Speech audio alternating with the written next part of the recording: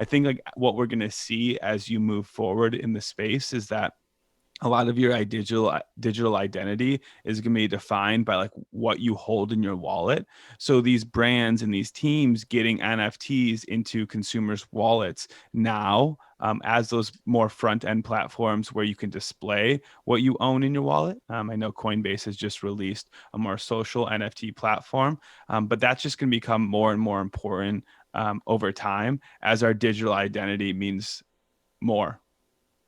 Yeah, it's interesting. I had this conversation recently with another guest, and I think there's the side of your identity where like you want to be associated with things, so they're calling that virtue signaling, if you Mhm. will. Your profile picture represents what you want people to see about you. But the ability to go into somebody's wallet and to see a track record of what they're collecting could also drive supply and demand of it, and also speak volumes around the type of person you are, like what you're interested in. So I wonder, will people start to, just create alternate wallets that give them a little anonymity? I don't know. Yeah, one of the most interesting things that I've heard in terms of talking about this and being anonymous online, and I'm not sure this is exactly how it's going to play out, but I thought it was a very like thought-provoking article. Is that as we're moving forward, and this is probably more like 10 to 15 years out, that you might have like multiple personas online. So one of your personas would be what you like your work persona and how you're going to go and like interact with a potentially like virtual job, and you'd want to have that to be like very professional so that you are like easily hireable, and you'd want to show off your skills. Another one would be like your personal, so this would be more about like what you think would be fun, things that represent you as a person. And then your last one would be like political, and like how you represent yourself in that way.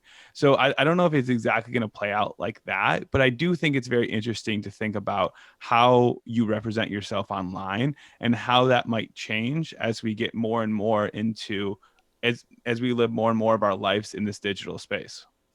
Yeah, it's a great point. It is a great point. And I'm fascinated by that. Like the whole concept that somebody would, you know, try and shape that. And I don't know that it's dissimilar actually to social media, web 2, like you present yourself one way on LinkedIn, but maybe you present yourself your person, that's your professional, and then your personal might be on, say, Instagram or Facebook, and then maybe your political slash your business are on Twitter. Like I feel like some people kind of already embody different personalities even on social media.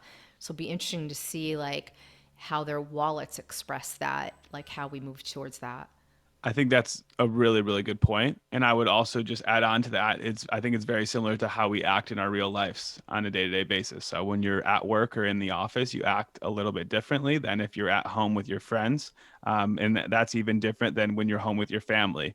And it doesn't mean that you're a different person, but there's just different social norms in each of those spaces. And you're talking about different topics, and just acting a little bit differently because of those environments that you're in. So it's really just carrying over a lot of the things that humans have done for a long time into these new technologies. And so it will be interesting to see how it plays out and what platforms you're going to want to bring different social norms to.